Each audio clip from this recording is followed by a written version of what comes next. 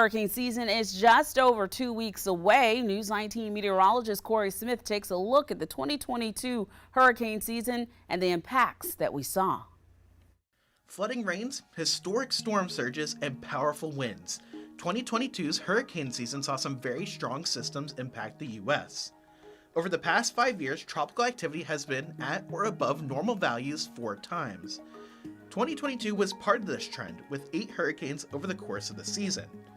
Looking at the storms last year, in total there were 14 named storms in the Atlantic Basin. Most of these stayed out at sea, but 4 of them made landfall here in the United States. Early in the season, Tropical Storm Colin formed over coastal South Carolina, bringing heavy rain to Charleston.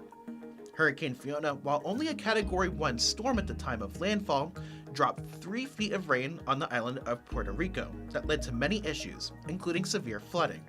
The big storm of the season was in late September when Hurricane Ian reached Category 5 status briefly off the coast of Florida. The storm made landfall near Fort Myers, bringing 10 to 15 feet of storm surge off the coast, along with 150 mph sustained winds at the time of landfall.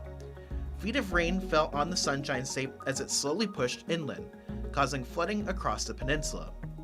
The storm would re-emerge over the Atlantic, regaining hurricane status before making landfall in the Grand Strand of South Carolina.